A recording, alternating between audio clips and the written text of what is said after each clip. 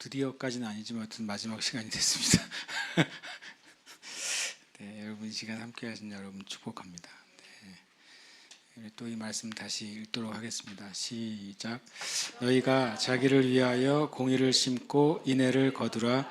너희 묵은 땅을 기경하라. 지금이 곧 여호와를 찾을 때니 마침내 여호와께서 오사 공의를 비처럼 너희에게 내리시리라. 아멘. 어쨌든 우리는 주님의 부흥을 갈망하는 교회가 되어야겠습니다. 네, 뭐 세상이 어찌 되든지 성경적으로는 부흥만이 세상이 바뀌어지는 하나님의 방법입니다. 한 사람 한 사람이 믿는 자들이 영혼이 되살아날 때, 그럴 때 하나님이 세상에 소망을 주십니다. 한 사람 한 사람이 자신의 삶의 정말 자리로 되돌아갈 때 하나님이 그 사회를 새롭게 하십니다. 그것이 실은 엄청난 일입니다. 장기, 바둑, 체스 같은 거 여러분 두시잖아요. 그때 정말 이렇게 신의 한 수라고 하는 그 한 수가 얼마나 중요한지 알잖아요. 졸 장기를 두는 사람이 있대요. 최고의 장기의 최고의 수준은 졸로 이기는 사람이에요. 차나 포로 이기는 게 아니라 졸로 이기게 되면 지는 사람 자존심이 엄청 상합니다. 졸해지는 그 자존심이 있잖아요. 그래도 차에 외통수를 당해서 지면 그래도 좀 그나마 좀 괜찮은데 생긴 것도 조그맣게 생겼잖아요. 장기에서 졸에 딱 걸려서 내가 졌어 하게 되면 굉장히 자존심 상하잖아요. 진짜 고수 중에 고수는 졸장기랍니다. 졸장기.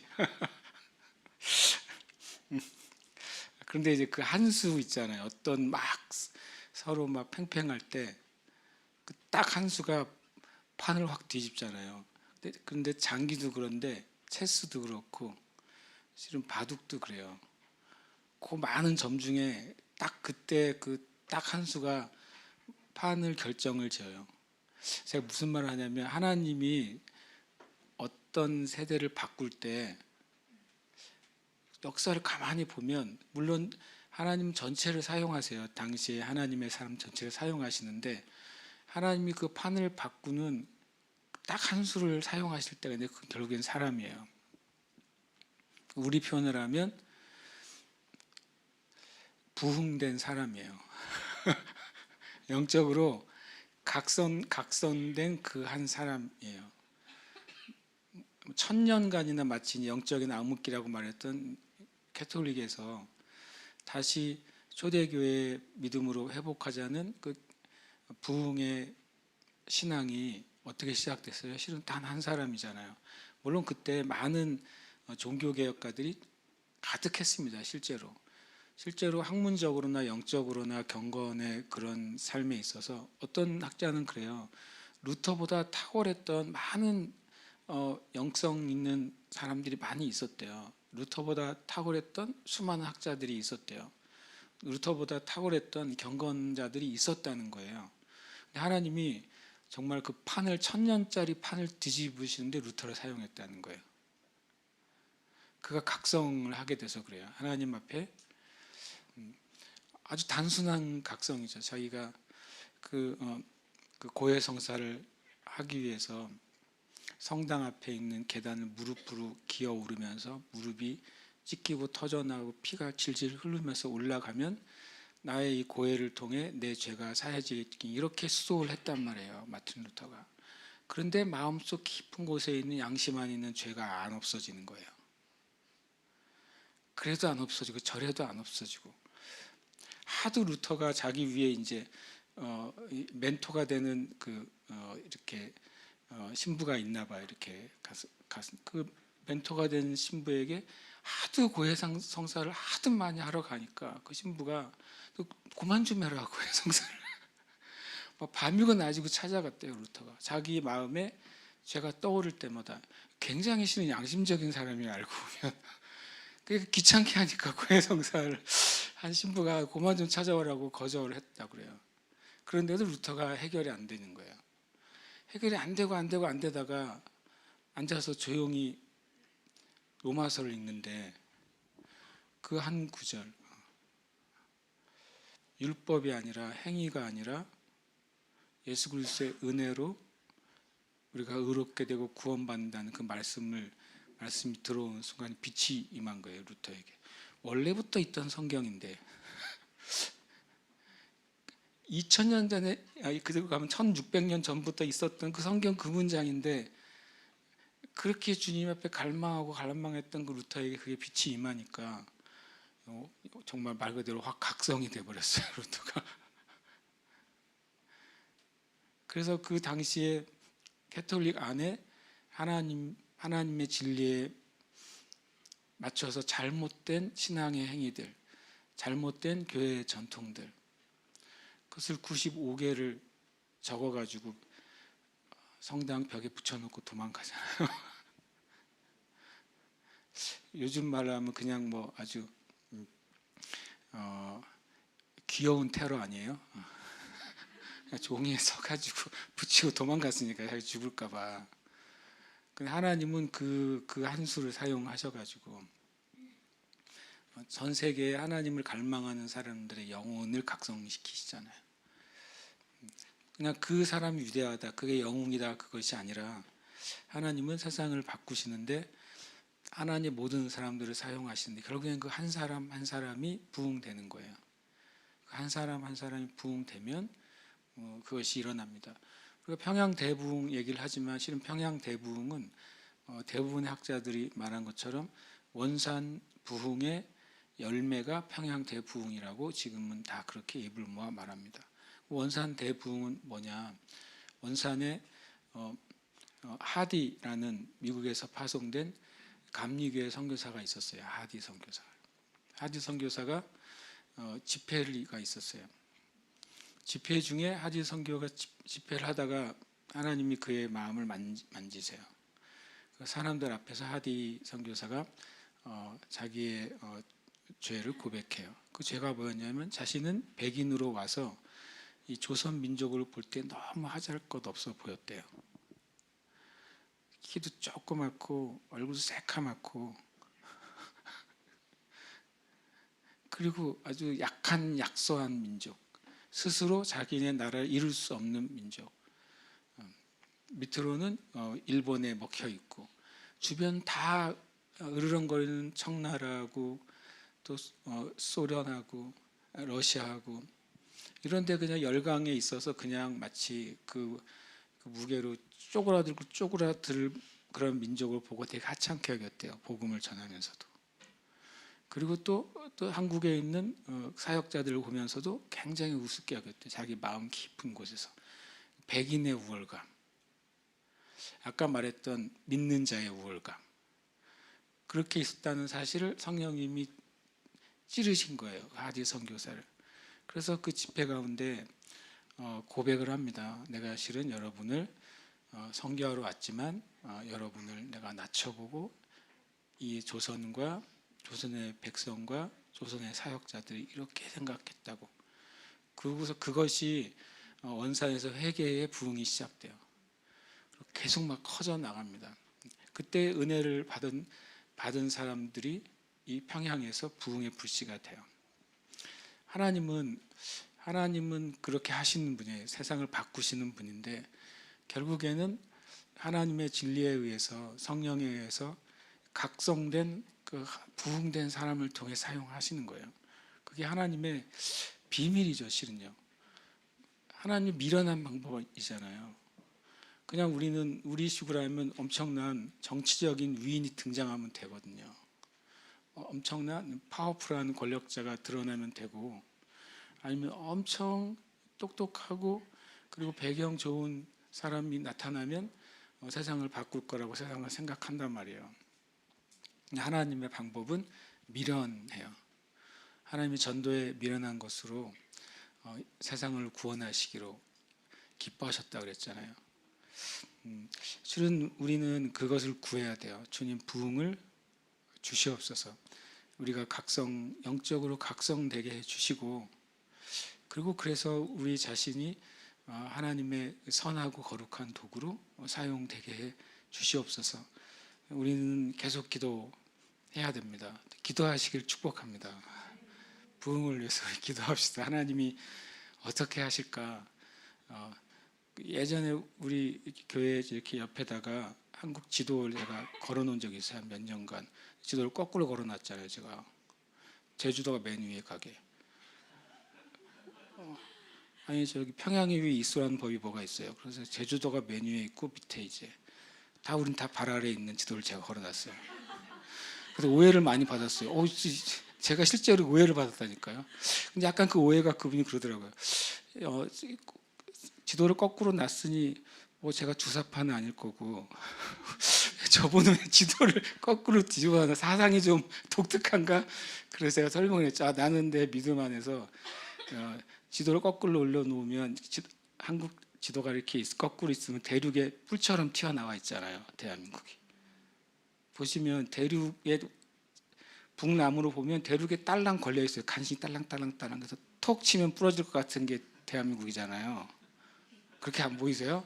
그래서 기분이 나빠서 거꾸로 뒤집었더니 이 대륙에 뿔처럼 튀어나 있더라고.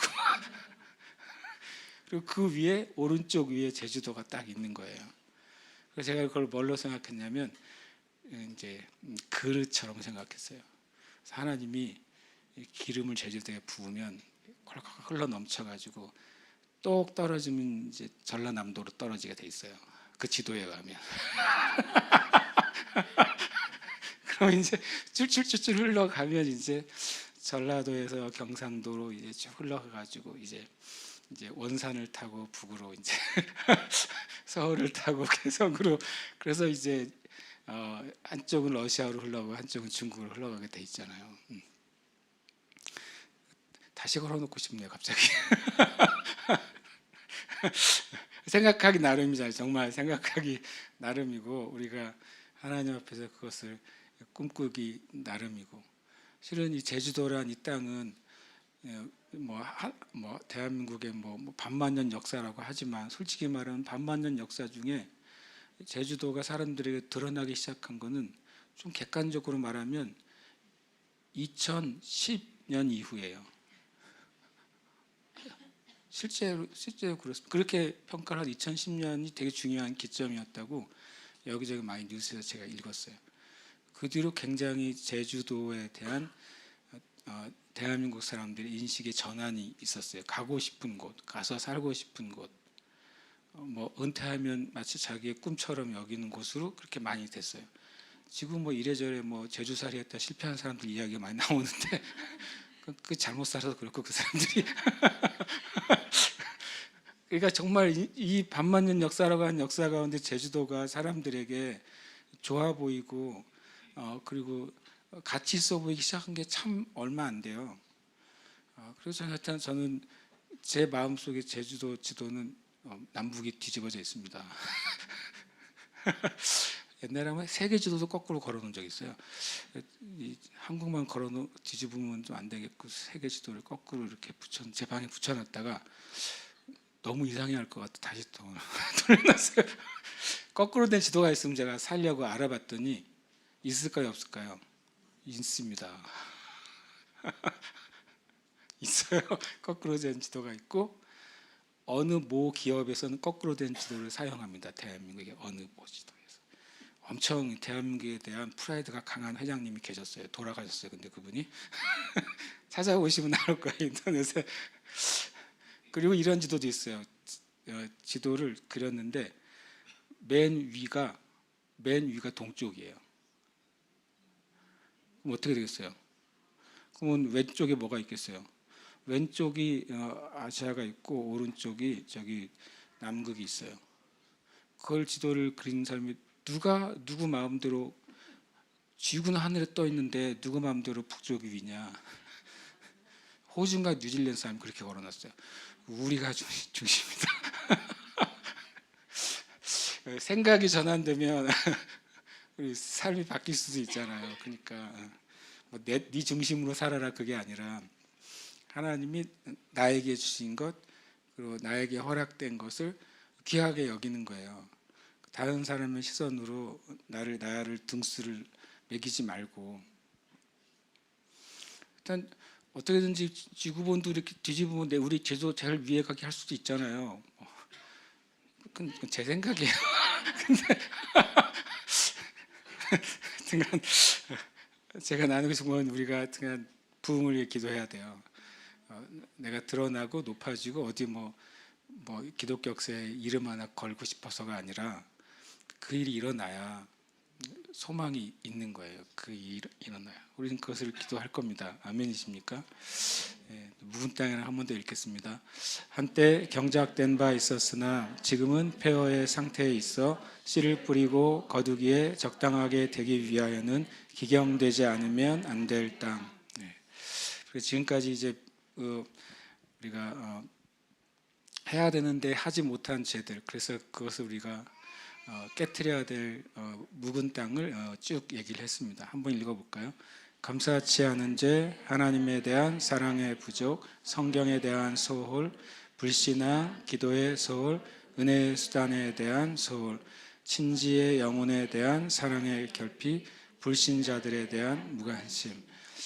이렇게 이제 몇 개입니까? 8개네요. 그래서 2개만 더 하면 이제 일단 해야 되는데 우리가 하지 못했던, 그래서 우리의 마음이 경고하게 됐던 그 묵은 땅의 영역을 오늘 좀 정리를 하려고 합니다.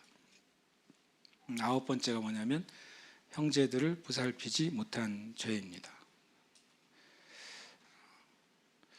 우리들은 내가 예수님 믿는 것에 대해서는 감사하지만 예수님을 믿는 다른 형제들이나 예수님을 믿는 믿지 않은 다른 형제들에 대해서 예수님의 사랑으로 잘 보살피지 못할 때가 있습니다. 그것은 성경에서 좀 말씀하시는 실은 죄예요. 형제들은 2종류입니다. 실제 나의 가족 형제들이 형제들이고 예수 안에 하나님의 같은 자녀가 된 교회의 몸된 지체들이 우리 형제 자매들입니다. 성경은 이거에 대해서 뭐라고 말씀하실까요? 저는 이 말이 옛날에 굉장히 좀 너무한 거 아니야? 이런 구절이었어요. 한번 읽어볼까요? 누구든지 자기의 친족, 특히 자기 가족을 돌보지 아니하면 믿음을 배반한 자여 불신한 자보다 더 악한 자니라. 저는 되게 좀 조심스럽긴 하지만 가끔 성경 읽다가 이거 너무하신 거 아니야? 이런 구절이 있어요.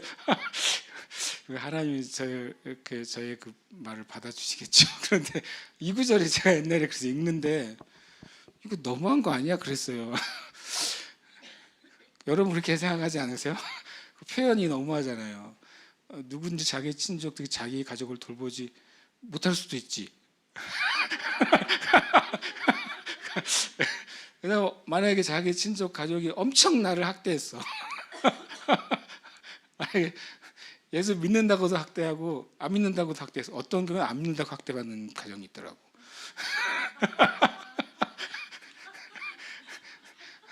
우리 아버지 때문에 절대 예수 못 믿어 이런 사람 나 봤어요. 너무 종교적으로 학대를 해가지고 실제로 있더라고요. 그런 경우가. 그러니까 그럴 수 있지라고 제가 옛날에 생각했죠. 그럴 수도 있지. 그런데 그렇게 아니하면 주님의 말씀이라는 게 참 어려워요. 믿음을 배반한 자래요. 내가 예수님을 부정해야 믿음을 배반한 거 아니에요? 우리가 아는 성경의 지식이에요. 내가 언제 믿음을 배반하게? 나 예수 안 믿겠어. 그럼 믿음 배반한 거잖아요. 그렇지 않아요? 내가 이상한 얘기 하는 거예요? 맞잖아요. 저 그렇게 생각했어요. 그래서 내가 너무한 거 아니냐라고 옛날에 했던 구절이에요. 믿음을 배반한 자고, 그 다음 말은 또 이제 사도 바울이 너무 심한 것 같아요. 불신자보다 더 악한 자래요.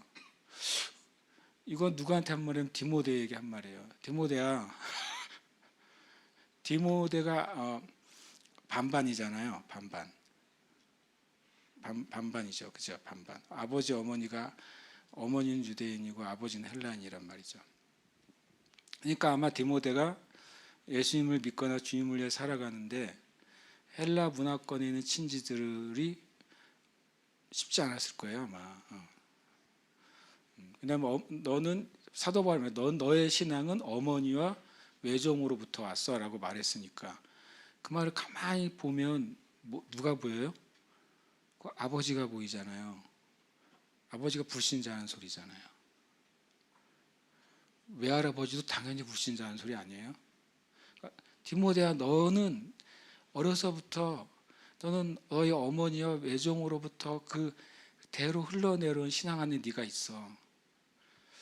그러면 실은 어려웠다는 거예요.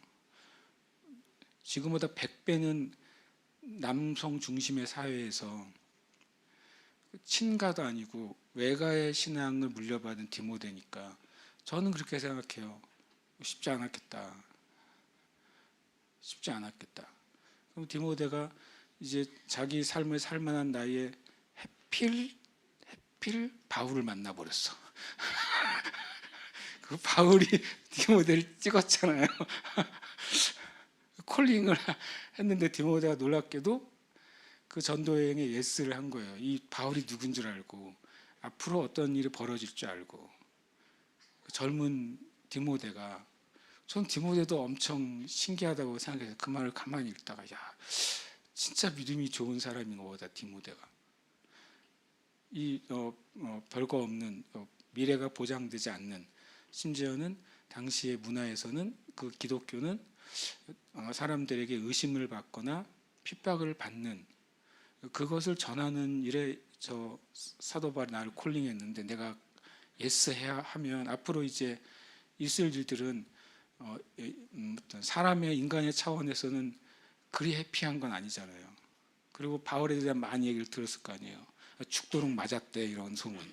돌에 맞았는데 죽은 줄 알았는데 어떻게 간신히 살아났대 이런 소문. 들었을 거 아니에요. 바울을 죽이려고 40명이 쫓아다니는데 이런 소문. 성경에 있는 이야기니까 다 당시에 돌고 도는 이야기 아니에요. 그러면 디모데가 바울 쫓아가면 죽을 가능성이 많죠. 그런데 그 따라가서 또 계속 데리고 다닌 것도 아니고 디모데는 에베소에 떨궈주고 네가 거기서 교회를 세우고 형제들을 가르쳐라고 떼어놓고 또 사도 바울은 떠나요. 세상에 자기 집과 가정을 떠나서 바울을 따라왔는데 또 다른 데다가 떨어져 놓고 바울은 또 가잖아요. 이렇게 매정한 책임 안 지는 사역자가 어디 있어요. 그런데 디모데에게 말하는 거예요. 실은 디모데 자신에게 해당되는 말일 수도 있어요. 누구든지 자기 친족 중 자기 가족을 돌보지 아니하면 디모데는 가족을 떠나 있고 그리고 홀로 있고 복음을 위해 헌신하고 있는데도 사도 바울은 말하는 거예요. 너 디모데도 너의 친족 예수 믿지 않는 너의 아버지와 그 아버지의 친가 예수 믿지 않는 그 외할아버지와 그 친가 네가 돌봐야 돼라고 말씀하시는 거예요. 저는 생각보다 이게 강한 도전이라고 느꼈어요. 제가 되게 좀 아니 예수 믿는 사람 이것까지 감당을 해야 돼? 그래서 모르겠어요. 저는 이 일 읽다가 그런 생각이 들었어요. 왜냐하면 저의 신앙도 어머니 할머니거든요. 어머니 외할머니 신앙이에요. 아버지 쪽에 예수 안 믿어요. 그리고 외할아버지 쪽도 그쪽도 예수를 안 믿어요. 그러니까 제가 그 약간 디모데 느낌을 알겠더라고요. 그런데 이것은 꼭 디모데 또는 저뿐만 아니라 오늘 모든 그리스도인에게 주시는 말씀이잖아요. 누구든지 자기 친족, 특히 자기 가족을 돌보지 아니하면 믿음을 배반한 자요, 불신자보다 더 악한 자니라. 이것은 실은 다로 말하면 믿음을 가진 자라면 불신자로부터 불신의 상태에서 구원을 받은 자라면 영적으로는 자기 친족과 가족에 대한 하나님 앞에서 책임이 있다는 말씀을 분명히 하고 있는 거예요. 우리는 힘들지 모르지만 주님은 그것을 말씀하신 거예요. 그래서 우리가 형제를 돌보는 것은 형제를 돌보고 보살피는 것은 그리스도인의 영적인 의무이고 하나님이 받으시는 예배예요. 너희 몸으로 예배를 드리라 그러잖아요. 너의 몸으로, 너의 삶으로 예배를 드리는 거예요. 그리고 이 말씀 함께 읽겠습니다. 우리가 선을 행하되 낙심하지 말지니 포기하지 아니하면 때가 이름에 거두리라. 그러므로 우리는 기회 있는 대로 모든 이들에게 착한 일을 하되 더욱 믿음의 가정들에게 할지니라. 아멘. 갈라디아서 6장 9절은 많이 얘기하더라고요. 근데 그 6장 9절의 결과가 10절이에요. 그렇죠? 그렇게 보이십니까? 그렇죠. 그러므로라고 되어 있으니까 우리가 선을 행하는데 낙심하지 말아야 돼요. 왜 낙심하는 일이 벌어지죠? 낙심하게 한 일이 발생하는 거예요. 내가 선을 행하는데 안 알아줘. 내가 선을 행하는데 잘 그걸 안 받아줘. 나는 선한 동기와 마음으로, 순수한 마음으로 선을 베풀고 은혜를 베풀고 내 마음을 그에게 열어줬는데 그걸 안 받아줘. 그러니까 낙심하지 말라고 말씀하시는 거예요. 여러분, 우리가 선을 행할 때는 사람들이 내가 선을 행하고 내가 양보하고 희생한다는 사실을 알 것 같아요? 모릅니다. 만약에 안다면 이렇게 말씀하지 않아요. 그것 때문에 상처를 받지 마세요. 난 주님의 뜻대로 이것을 했는데 주님, 나에게 돌아오는 것은 왜 이래요? 왜 나가 모욕을 받고 내가 오해를 받고 내가 오히려 더 사람들에게 그렇게 나쁘게 여겨집니까? 라고 우리가 말할 때가 있잖아요. 근데 그게 이 세상이에요. 선을 행하되 낙심하지 말라고 그랬어요. 그리고 포기하지 말래요. 그 선이 뭡니까? 하나님이 우리에게 하라고 하신 일이 선이에요. 하나님의 사랑이 우리를 강권하셔서 내가 하는 게 선이에요. 근데 그때 낙심하지 말라고 첫 번째 말씀하시고 포기하지 말라고 말씀하시고, 하나님이 너에게 주신 하나님의 일이라면, 하나님이 너의 마음에 감동을 주셔서 하나님의 사랑의 일이라고 말씀하신 게 맞다면 절대 포기하지 마라 라고 말씀하시고, 때가 이르면 반드시 거둘 거라고 말씀하세요. 반드시 라고 말씀하시는 겁니다. 주님의 약속엔 항상 반드시가 들어가 있는 거예요. 그러면서 그 다음 말이 저는 되게 새로웠어요. 그러므로 우리는 기회 있는 대로 모든 일에 이에게 착한 일, 위에 있는 선이죠. 선을 행하되 더욱 믿음의 가정들에게 할지니라. 실은 우리는 바로 우리 같이 예배드리는 다른 형제 자매들에게 관심을 가지고 있어야 돼요. 이런 분들이 있어요. 이렇게 교회 싹 오면은 싹 스캔을 한번 해가지고 누가 상태가 안 좋네 이거 보는 사람이 있어요. 교회에 들어오면 주님, 그러고 주님께 달려가는 사람도 있어요. 약간 다른 사람을 이게 눈에 보이는 사람은 그 목자적인 기질이 확실히 있는 사람이라고 저는 생각이 들어요. 다른 사람이 평소에는 막 웃고 다니다가 오늘은 저 끝에 앉아가지고 혼자서 조용히 기도하고 있다. 그러면 혹시 지난주에 무슨 일이 있었나라고 생각이 돌아가는 분들은 하나님이 그분에게 목자적인 어떤 은혜를 주신 분이 맞아요. 제가 보기에. 모든 사람이 다 그럴 수는 없죠. 그러나 우리는 근본적으로 다른 사람을 위한 부르심이 있어요. 우리는요. 그리고 여기에는 분명히 선을 행하되 낙심하지 말라 그리고 포기하지 아니하라고 했는데 그 대상도 믿음의 가정들도 마찬가지예요. 예수 믿는 사람은 다 마음이 너그러울 것 같으세요? 꼭 그렇지는 않아요. 여러분의 마음은 너그러우세요? 또 그렇지는 않아요. 어떨 땐 내 마음이 막 좁아질 때도 있어요. 어떨 때는 엄청 막 태평양 갔다가도 어느 날은 갑자기 조그마한 정말 하수구 같을 때가 있어요. 내 마음도. 그것도 막힌 하수구 안 나가. 제가 그럴 때가 있다니까요. 그러면 주님께 좀 씨름을 해요. 제가 주님, 마음에는 원이로되 육신이 약한 게 아니라 마음에 원하지 않아요. 그렇게 내가 기도할 때가 있다니까요. 그런데 주님이 이 말씀을 다 보니까 실은 우리가 믿음의 가정들의 형제 자매들에게 사랑을 베풀 때도 낙심하지 않아야 할 때가 있다는 맥락이잖아요. 같은 예수 믿는 형제 자매들에게 내가 사랑을 베풀 때에도 포기하지 않아야 될 그런 상황들이 있다는 걸 전제로 하고 있는 거잖아요. 사랑은 좋은 거지만 쉬운 게 아닌 건 맞아요. 예수님의 사랑이 좋은 거지만 주님의 사랑이 그렇게 쉬운 건 아니었잖아요. 그래서 저는 이것이 이것도 마찬가지예요. 이것이 죄가 맞은데요. 우리가 깨닫지 않고선 이게 안 돼요. 깨닫지 않는데 어떻게 이게 막 억지로 되겠어요. 막 제가 여러분 조를 짜가지고 매주 뭐 하는 거 있잖아요. 많이 또 해가지고 막 이렇게 다 두 명씩 붙여놔 막. 그래서 몰래 도우라고 그래. 그럼 무지무지 교회가 좋아지겠죠? 괴로워요. 내 많이 또는 왜 나를 안 도와주는 거라고 더 막 쓴뿌리가 막 쌓여요. 사람의 방법은 내가 보니까 궁극적인 답이 아니라는 걸 전 많이 경험했어요. 정직하게. 결국엔 우리의 심령의 변화가 있어야 돼요. 우리의 심령의 변화가 있어. 같은 형제 자매지만 나하고 성격이 다른 사람 있잖아요.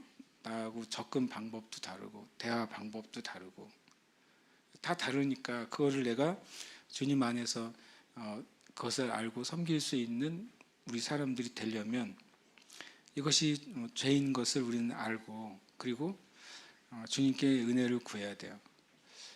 저는 그렇게 되고 있다고 믿어요. 우리가 하나님 앞에 우리의 시야가 넓어지고 넓어져서 때로 어떤 믿는 사람들은 경주마처럼 살아가요. 오직 예수 하긴 하는데 옆에는 딱 가려져 있어요. 오직 예수는 맞는데 다른 사람이 안 보여. 우리는 오직 예수 맞는데 예수님을 통해서 할 형제들이 보여야 돼요. 그래야 예수 믿는 게 맞는 겁니다. 그렇게 될 줄 믿습니다. 마지막입니다. 제일 어려운 우리의 묵은 땅이에요. 저도 어려워요. 그래서 말하기도 어려워요. 왜냐하면 자기 부인이에요. 자기 부인. 자아 부인이죠. 자기를 부정하는 거예요. 뭐 다른 걸 제가 인용하지는 않지만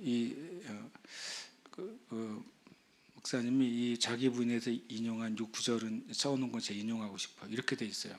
자기 부인의 영역에 대해서 찰스 피니 목사님이 우리는 그리스도인들은 자기 부인만 빼고 모든 것을 할 준비가 되어 있다. 그 말이 아주 그냥 제 머리를 하는데 때리더라고요. 그래서 제가 이렇게 설교를 했구나. 우리 그리스도인들은 자기를 부인하는 일만 빼놓고는 다 할 수 있대요. 주님의 일을 하는데 나의 편의와 나의 이익을 포기한 것 외에는 다 할 수 있어요. 우리는 주님을 위해 헌신하는데 이성적인 헌신을 뛰어넘는 것 외에는 다 헌신할 수 있어요.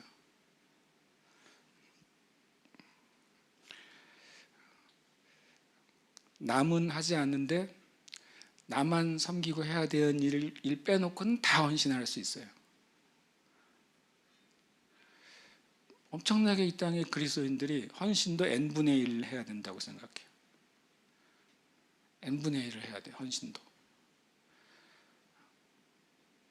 그럼 주님도 좀 십자가를 n분의 1로 나눠서 지셨으면 제자들이랑 그렇게 안 하셨잖아요. 그리고 제가 이 말이 진짜 감당이 안 되더라고요. 그 문장이. 그 문장을 옮기지 않겠어요. 감당이 안 돼가지고.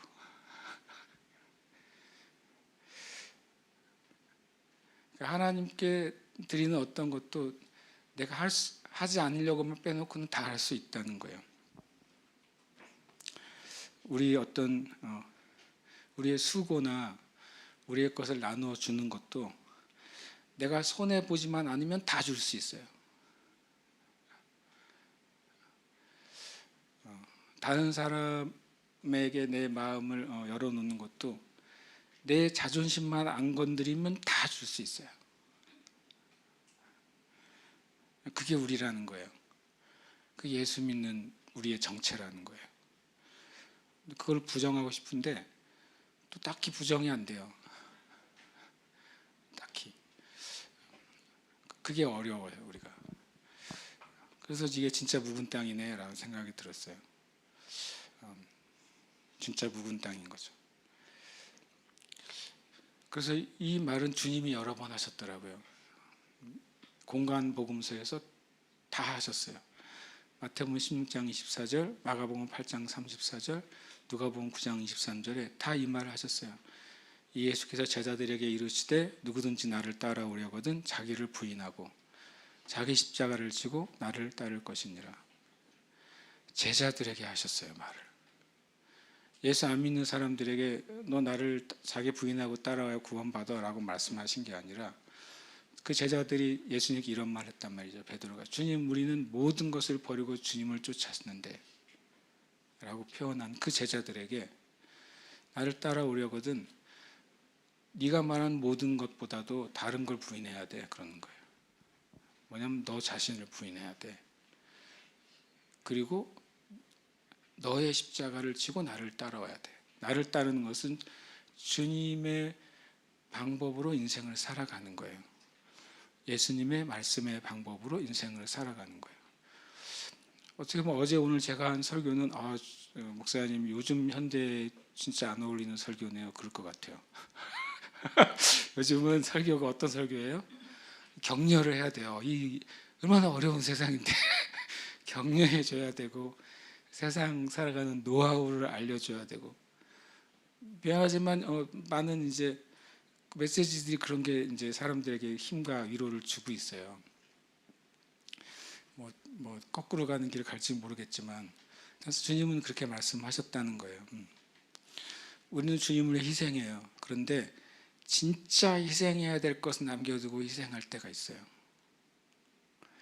마치 그런 거죠. 여인의 발을 자기의 순전한 나들 옥합을 깨트려서 예수님의 머리를 예수님 발을 씻고 자기 머리로 닦은 그 여인이라면 우리가 이런 거예요. 진짜 깨트릴 순전한 나드는 품고 있고 그 다음 수준의 향을 깨트리는 거예요. 그렇게 헌신하는 거예요, 우리가. 그래서 그거를 주님이 네가 진짜 나를 위해 자기를 부인했는가라고 말하실지 잘 모르겠다. 안 한 것보단 희생한 거고 포기하지 않은 것보다 포기한 거고 섬기지 않는 것보다 섬긴 건 맞는데 근데 주님의 이 말에 이 말씀에 맞는가라는 생각을 제가 해봤어요. 그러니까 이 기준으로 보면 저의 기준으로 보면 누구를 딱히 원망할 것도 없어져요. 가만히 생각해 봤더니 누구 때문에라는 말 할 것도 약간 없어져요. 왜냐하면 자기를 부인하라고 그랬는데 누구 때문에라는 말이 그 안에 안 들어가는 거예요. 자기를 부인한다는 말 안에. 예수님이 누구 때문에 십자가에 달리신 게 아니잖아요. 예수님이 우리 모두 때문에 달리셨는데 주님이 누구 탓이 달리신 게 아니잖아요. 그래서 이것은 정말 큰 이거는 내 안에 묵은 땅이 아니라 박혀있는 돌 같아요. 이거는 정말 어떻게 주님의 은혜로 끄집어서 버리지 않으면 해결이 안 될 문제. 우리의 육신 안에 이렇게 담겨져 있는 것 같아요. 나를 위하는 것. 그것도 역시 뭐 회개는 하는데 정직하게 말하면 주님의 은혜가 아니면 이것이 안 되는 게 저 고백이에요. 그렇지만 어쨌든 이건 주님의 말씀이기 때문에 저 여러분에게 나눕니다. 이제 제가 어저께 시작한 그 우리 부자기의 죄 해야 되는데 하지 않는 죄에 대한 것은 오늘 이제 일달락을 합니다. 어떻게 부흥을 일으킬 것인가? 우리의 묵은 땅을 기경해야지 일으켜집니다. 이것은 어떤 교단의 문제도 아니고 큰 연합 집회의 문제도 아니에요. 이슈도 아니에요. 저는 내 자신의 문제예요. 내 자신이 묵은 땅이 기경되고 정말 하나님 믿는 사람이 하나님 믿는 사람답게 되는 것. 심지어 그렇게 돼서 어떤 큰일이 안 일어나도 돼요. 하나님은 나를 천하보다 귀히 여기시는데 내가 하나님 앞에 바른 신앙인이 되는 것, 그거 하나님 엄청 기뻐하실 일이고 그 다음에 일은 하나님께 있는 것입니다. 이렇게 많아요. 제가 몇 개 더 있는데 제 나름대로 합쳤어요. 한 15개 되는데 여기 몇 개씩 집어넣어가지고 10개가 됐어요. 들어갈 자리가 없어가지고.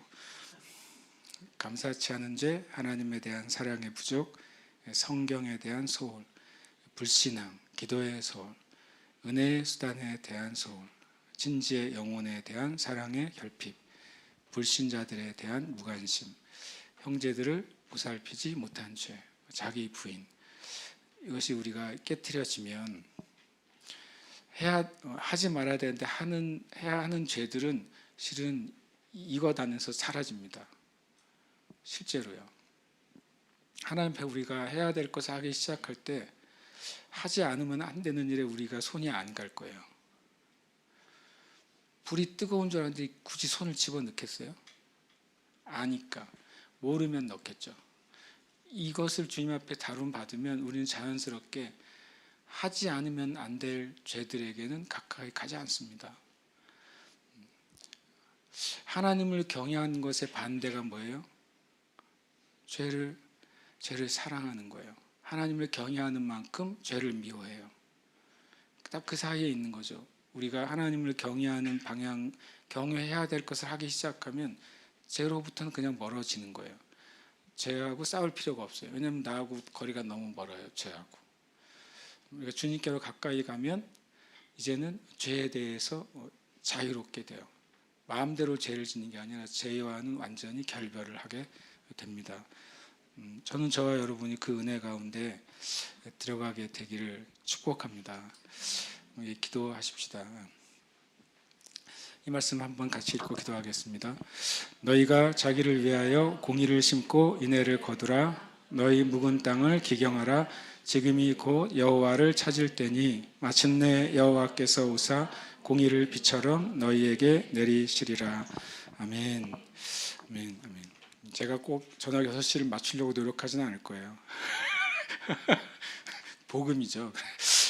기도하고 우리가 주님께 24시간 예배 드릴 수 있게 하신 은혜 감사하는 감사원금 드리고 그리고 마치려고 합니다. 그냥 이 단어가 저는 이제 어저께는 그냥 밑에 있는 단어 마침내 여호와께서 오사 이 마음에 제 마음이 이렇게 쑥 들어갔어요. 주님 마침내 오시겠다고 하셨으니까 너무 감사해요. 주님이 너 이렇게 안 하면 없어 이렇게 말씀하신 게 아니라 마침내 여호와께서 오실 거라고 하시는 거예요. 예수님이 실제로 마침내 오실 겁니다. 천국이 있다고 믿으십니까? 저도 믿습니다. 천국이 있어요. 천국이 없으면 세상에 불쌍한 사람이 목사인 것 같아요. 불쌍한 사기꾼이잖아요. 천국이 내가 믿어서 있는 게 아니라 천국은 있어요. 천국이 있다는 존재를 내가 알게 됐어요. 천국이 있다는 사실을 내가 믿게 됐어요. 좀 믿을 수 없는 일을 내가 믿게 됐다고요. 눈에 보이는 것만 보던 내가 눈에 보이지 않지만 실제하는 그것, 그리고 육신의 차원의 세계가 사라졌을 때 진짜 세계가 열린다는 사실을 알게 되고 그걸 믿게 된 게 조금 신기하기까지 해요. 구원이라는 게 하나님부터 오는 놀라운 은혜라는 게 그게 존재한다는 게 저는 좀 신비하기까지 해요. 가만히 생각해 보면 인간이 계속 왔다 가고 하잖아요. 사람은 나이가 들면 그걸 깨닫는다잖아요. 인생이 마칠 때 되면 야 인생이 그렇구나. 저희 어머님이 돌아가시 전에 그냥 제 동생에게 이런 말 그냥 했대요. 지나가면서 한 세월이 이렇게 가네 그러셨대요. 한탄하다 하신 말씀이 아니라 어머니가 하나님 근데 믿고 하나님 나라에 가셨는데 그렇게 말하신 거. 한 세월이 이렇게 가는구나. 어머니가 86세죠. 86세에 돌아가셨는데 그렇게 말했다고 제 동생이 얘기하더라고요. 근데 그 말 딱 듣는데 그러네. 이렇게 살든 저렇게 살든 내 삶은 그냥 한 세월이에요. 한 세월 왔다 가면 주님이 오시는 그날까지 또 누군가가 한 세월을 살다 가고 가잖아요. 그래서 우리에게 소망이 있기 때문에 이 기도를 할 수 있어요. 천국이 있기 때문에 기도를 할 수 있는 것이죠. 주님, 저의 묵은 땅을 저는 기경하겠습니다. 이렇게 기도하십시오. 주님 기경하라 그러셨으니까 저는 주님 말씀 앞에 제 마음에 단단한 것을 저는 기경할 겁니다. 주님은 제 마음에 주님의 영원하고 썩지 아니하는 그 씨앗을 넣어주세요. 그리고 저를 통해 하나님 나라의 열매가 맺히게 해주세요. 그것을 사람들이 그걸 알아주든 그것을 계수해주든 존중해주든 그거는 나에겐 별로 중요하지 않아요. 왜냐하면 나는 천국이 있는 걸 믿으니까. 진짜 천국이 있는 걸 믿으니까 그거는 약간 2차적이에요. 근데 하나님은 심지어는 나를 따라오는 자에게 이 땅에서도 100배나 주리라 약속하셨어요. 하늘에서 내 생에서 구원을 받지 못할 자가 없다. 그러나 이 땅 가운데 하나님의 영광을 위한 고난에도 참여하게 될 것이다 그러셨잖아요.